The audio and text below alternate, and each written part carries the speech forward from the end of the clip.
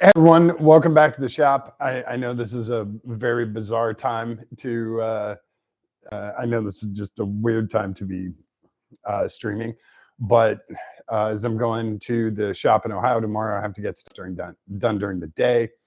Plus, I was up super late trying to get this fuel access door done, and it is done. It's awesome. I'm pretty content with it, but I wanted to stream last night. I should say about 4 a.m., but none of you were awake. So I didn't want to have you guys miss out on anything. So I saved it for today. Plus, after this stream, I'm going to move the limo. The Miata's coming in here. We're going to do some. We're going to do some stuff with the limo before. We're going to move it before I go to Ohio. Just real quick, thanks to Rockstar for helping me stay up and finish this insane cutting project. I didn't realize it was going to be this hard. So the gas tank is about 3/4 full. So I couldn't use the plasma cutter, which I would have done in Ohio. Also, I don't have a plasma cutter here, but this would have taken about 30 seconds to 60 seconds with a plasma cutter. Instead, it took several hours because I'm working with a battery-powered rotary tool, like a Dremel, and the battery is only 2 amp hour, and I'm also cutting 80s Detroit steel. So this is very strong steel.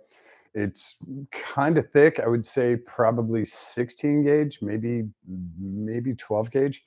It's pretty thick steel. And hey, Liz. So it took a little while for that to get cut. I had to do 3 or 4 inches at a time, recharge the battery, come back, cut a little bit, recharge the battery. But I want to show you guys the end result, which I'm pretty happy with. And then I will also kind of show you what is going to happen from here. And then we'll do a ton more stuff on this car. The car will actually be flipped around when when I come back, and we'll be doing a lot more engine-based stuff and things like that. So, because we'll be pretty much done in the trunk. So let me show you what we did in the trunk. I'm going to grab the camera and the laptop. Well, first thing I'm going to do is turn on a light so you guys can see. It's very dark in here. So move all this and get you guys tilted down. There we go. So this is the bump right here is where our fuel sending unit is on top of our gas tank. And this is the tool that I used, and it has a rechargeable battery, but I had to go through a whole bunch of batteries. And the bit that I used is the Dremel thin cut. I'm not sure if you guys can see that. It's not only a very good cutting bit. I'm going to put these away for now. It's also a very low spark. And since we're dealing with fuel and we have a lot of gas in here, I didn't want a bunch of fuel vapors, very easy to catch fire, and you have, sparks flying and stuff. If I used a standard, cutoff tool, I'm just going to hop in here because it's easier for me to do this if I'm inside. So, oh yeah, there you go. All right. That's how big this trunk is. I mean, you can easily get 3 people to sit comfortably in here.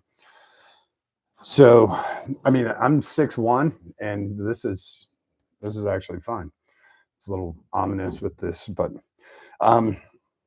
so with the bits, if you run a slightly lower speed, which means you don't cut as well, but you have less spark, and those fiber bits, they will spark, but you'll have a lot less, and it lowers your chance of any kind of flame happening.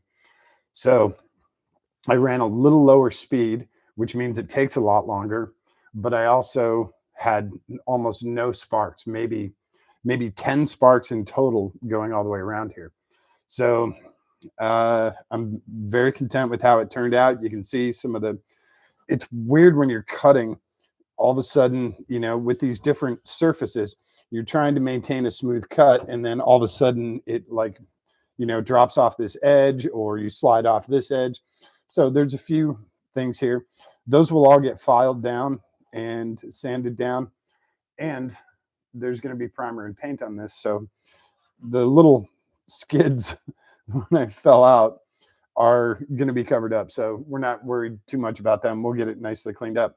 But I wanted to show you guys what it looks like once you get this panel cut out.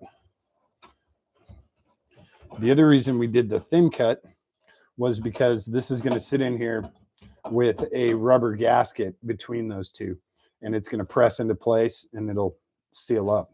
So this panel comes out, and now I have access to the fuel sending unit, and I actually have access to the hoses up here. I can actually get a wrench here. This is our positive terminal, and when I take that cover off, I can smell the gas. That's, there's a new seal and everything in here, but gas still comes through. So I know it shouldn't, but it's just very light. So I'll be able to remove the sending unit without having to take the gas tank out. That's a very, very big deal, especially when you have a full gas tank and something that's 26 gallons times 8. That's several hundred gallon or several hundred pounds of weight plus the weight of the gas tank. So we're going to get these wires run. That's the other kind of good part about this, is on this plate, I can cut a grommet hole and I can have the wire come out. Instead of going up by the exhaust is right along that rail. I don't have to have, well, this ground wire goes right, he goes right here. This lead wire can actually just come up out of this and stay inside the trunk where it's safe and away from the exhaust. So there's a couple of reasons to do it like this. And you can see this is all TBL underneath here. The gas tank is actually TBL'd, and the sending unit is not coated or painted in any way. It has clear coat on it just to protect it. But that's how our cover came out, and we'll be able to clean up some of these edges. And when the rubber gasket gets here, we'll be able to, it'll just press right in, and then we'll figure out a way to lift it back out. So that's where we're at with that. The next step in here is to vacuum all this out. I don't want to blow it out because there's little pieces of wiring stuff that no need to send that to the environment. We can actually put that in the garbage. So that'll go in the, everything will get vacuumed out here. This is going to get primered. I'll show you the primer that I used if I can reach it. I'll show you what's getting used in here. It is actually not uncomfortable in this trunk. So we're going to use the self-etching primer. This will all get wiped down with alcohol. And just use a rag, spray isopropyl alcohol in here, wipe it all down. Then we use the self-etching primer. This stuff is great, really great. And it especially helps when you're using truck bed liner. And that's why we're going to move the vehicle outside, is because this stuff and this stuff will get you high as hell very quickly. Combine that with the fumes that come out of here. Yeah, we're going to want to have this aerated nicely. So we'll try and get this guy into place. He's definitely going to need repainted, but we'll get the right protection on there. So that's about where we're at right now. We're going to do, I'll probably do the vacuum now just because I have power right here. I'll get everything vacuumed out. Carl will get taken outside, turned around, and then we'll do all of our spraying this afternoon. We're hoping that the rain holds off, because I'd really like to have the trunk open, not like cracked, for it to air out. But that's where we're at. So the panel did get cut. We do have access to it. We have all of our wiring cleaned up here. All this stuff is going to get zip tied up out of the way so that we can paint and it doesn't get paint covered. Everything else has split loom on it or braided coverage. These guys are for our airlines, so they're fine. Not worried about paint on them. And this is our main cable. Again, this is all going to get tied up. So we'll have all the stuff out of the way.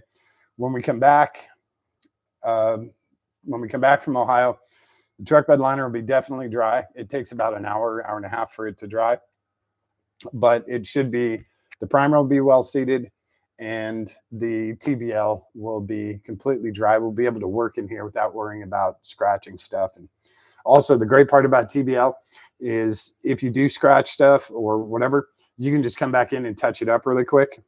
Since it's textured, you're not too worried about it. You just have to match the texture. It's not too hard. That's where we're at.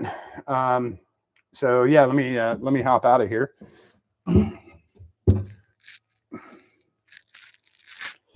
Yeah, there's a bunch of stuff in here that really needs vacuumed out. I'm going to move you guys back just a little bit and tilt you up because you don't need to look at all of that crap. So that's it for now. Tilt you guys up a little bit more. There we go. And we will we'll be back. I'm going to be doing live streams from Ohio, so we won't see the limo for a little more than a week, but we'll have a bunch of the race car stuff in Ohio.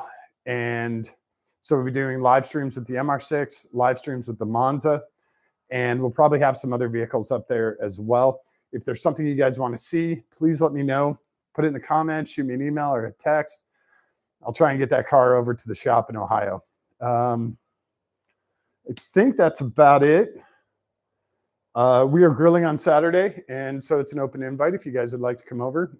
Again, shoot me a message. I'll get you the address. It's my birthday, so we'll celebrate my birthday with some really awesome burgers. My buddy Scott Briggs, he's just awesome on the grill. His burgers are absolutely delicious. So if you guys want to do that, you're welcome to. What else? I think that's about it. Yeah, don't forget to show someone that you love them today. Give them a kiss on the cheek. Give them a kiss on the tip of their nose. Hold their hand. Give it a squeeze. It's really important for them, but it is far more important for you. All right, thanks, everyone. I will catch you maybe later tonight. We'll do a paint update from outside. We'll see. Otherwise, I'll catch you from the shop in Ohio. Thanks, everyone, and have an awesome day. All right. All right, let's do some painting. At least it's not body work.